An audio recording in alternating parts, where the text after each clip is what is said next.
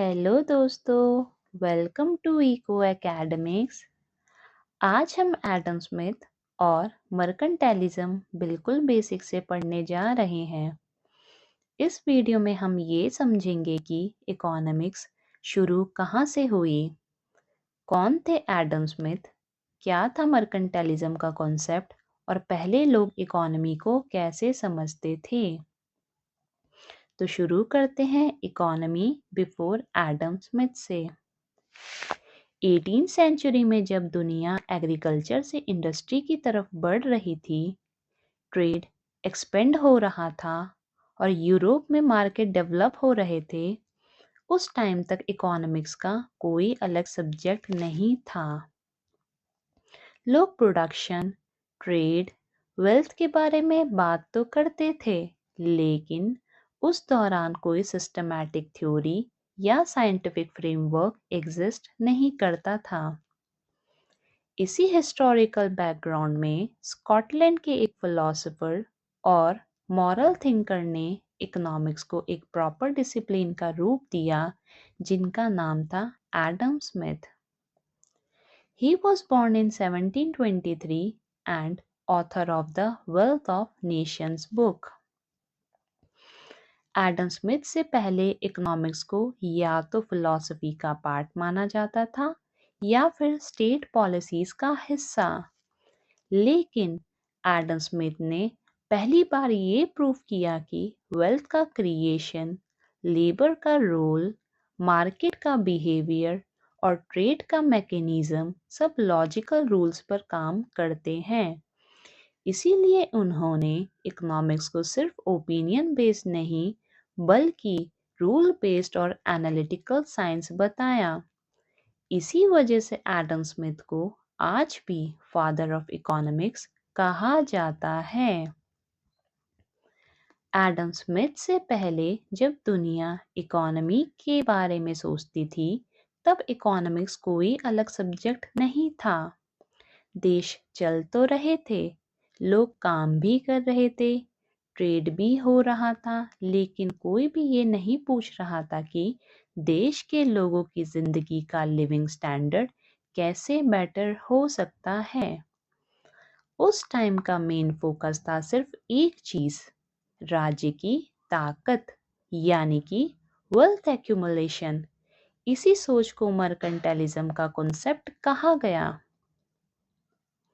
मर्केंटाइलिज्म के मुताबिक किसी भी देश की वेल्थ का मतलब होता था उसके ट्रेजरी में जमा गोल्ड और सिल्वर। जिस देश के पास ज्यादा गोल्ड और सिल्वर होता, उस कंट्री को रिच और पावरफुल माना जाता। इसी थिंकिंग में ये बिल्कुल मैटर नहीं करता था कि देश के लोग खुश है या नहीं, उनको अच्छा खाना, अच्छा कपड़ा, घर मिल रहा है या नहीं, या देश के लेबर की जिंदगी कैसी चल रही है। मर्केंटाइलिज्म इकोनॉमी का एम लोगों का वेलफेयर नहीं बल्कि राज्य का खजाना भरना था। इस सोच के चलते गवर्नमेंट ने इकोनॉमी पर पूरा कंट्रोल कर लिया। गवर्नमेंट ये तक डिसाइड करती कि कौन क्या प्रोड्यूस करेगा, कितना प्रोड्यूस करेगा, किस प्राइस पर बेचेगा और किस कंट्री से ट्रेड करेगा। यानी कि फुल कंट्रोल सिर्फ और सिर्फ गवर्नमेंट का ही होता था। मार्केट को खुद को अपने काम करने की कोई फ्रीडम नहीं थी। मर्केंटाइलिज्म का एक बेसिक रूल था कि एक्सपोर्ट ज़्यादा होना चाहिए और इंपोर्ट कम, क्योंकि एक्सपोर्ट से गोल्ड आता और इंपोर्ट से गोल्ड बाहर चला जाता। मर्केंटाइलिज्म के दौरान फुल गवर्नमेंट कंट्रोल था। एक्सपोर्ट एनकरेज किए जाते, इंपोर्ट को रिस्ट्रिक्टेड रखे जाते और फ्री मार्केट अलाउड नहीं थे। यानी कि under mercantilism wealth was measured in gold and silver, जिसके चलते फॉरेन गुड्स पर रिस्ट्रिक्शन लगाई जाती थी और लोकल प्रोड्यूसर को सिर्फ एक्सपोर्ट के लिए काम करने पर मजबूर किया जाता था। इसका इम्पैक्ट ये था कि लोकल मार्केट में गुड महंगे हो जाते, चॉइसेस कम बचते और वर्कर को वेजेस भी कम मिलती। प्रोड्यूसर को भी फ्री नहीं किया जाता और उन्हें भी गवर्नमेंट के रूल्स एंड रेगुलेशन को फॉलो करने पड़ते थे। यानी कि इकोनॉमी सिर्फ एक मशीन बन चुकी थी जो कि गोल्ड एंड सिल्वर को ही एक्यूमुलेट कर रही थी। मर्केंटाइलिज्म का सबसे क्लियर एग्जाम्पल कॉलोनीज के सिस्टम में दिखता है। कॉलोनीज का काम था रॉ मटेरियल प्रोड्यूस करना, जैसे कि कॉटन, स्पाइसेस, टी, और वो सस्ते दाम पर फॉरेन रूलर्स को दे देना।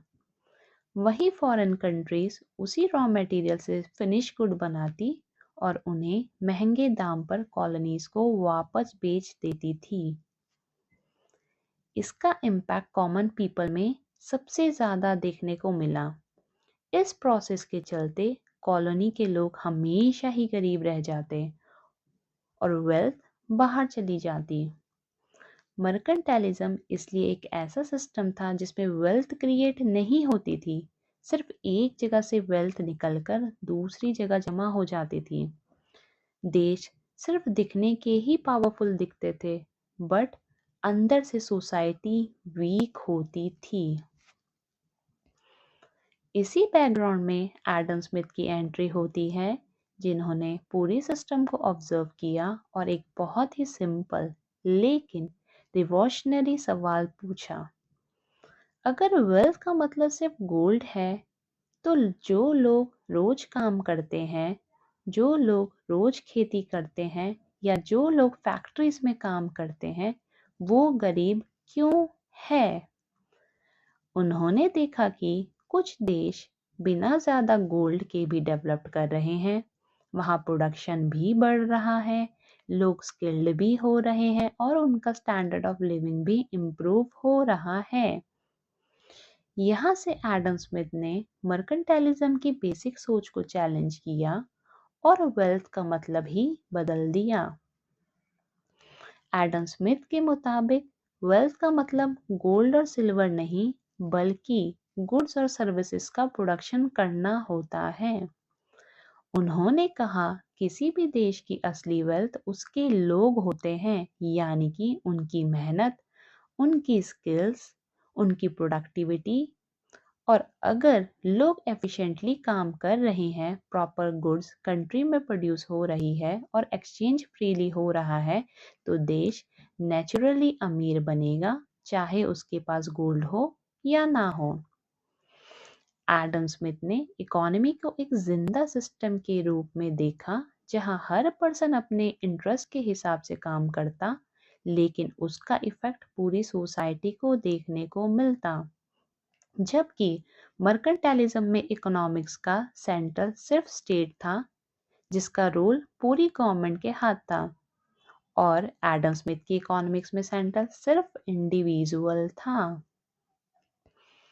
एडम स्मिथ ने बताया कि जब प्रोड्यूसर प्रॉफिट के लिए काम करता, वर्कर बेटर वेजेस के लिए काम करता, और जब इन सब के बीच एक नेचुरल बैलेंस बन जाता, इसी नेचुरल बैलेंस को एडम स्मिथ ने इनविजिबल हैंड कहा। इस सिस्टम में गवर्नमेंट का काम इकोनॉमी को कंट्रोल करना नहीं, बल्कि लॉ, ऑर्डर और बेसिक फैसिलिटीज प्रोवाइड करना होता था। मार्केट को अपने आप एडजस्ट करने दिया जाता, ताकि कंपटीशन और डिमांड सप्लाई प्राइसेस और प्रोडक्शन को नेचुरली एडजस्ट कर सके। मर्केंटाइलिज्म और एडम स्मिथ के डिफरेंस को समझने के लिए एक सिंपल मिल्क इंडस्ट्री का एग्जाम्पल ले तो ये टॉपिक बिल्कुल क्लियर हो जाएगा।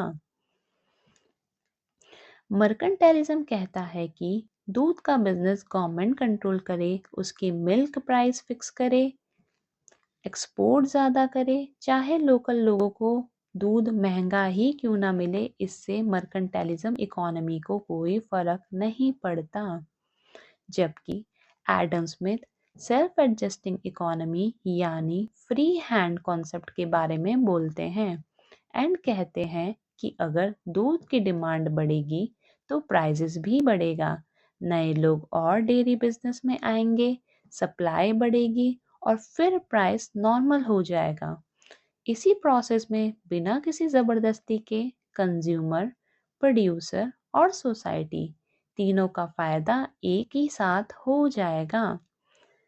इसी तरह मर्केंटाइलिज्म एक पूरी रिस्ट्रिक्टिव और पावरफुल बेस सोच थी, जबकि एडम स्मिथ की इकोनॉमिक्स एक नई फ्री और वेलफेयर बेस्ड सोच बनकर उभरी।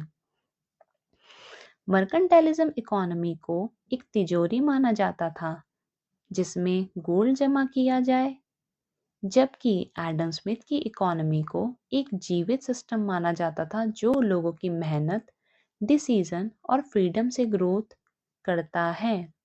इसी वजह से एडम स्मिथ के साथ इकोनॉमिक्स एक नया मोड़ लेती है और मॉडर्न इकोनॉमिक्स की फाउंडेशन यहीं से शुरू होती है।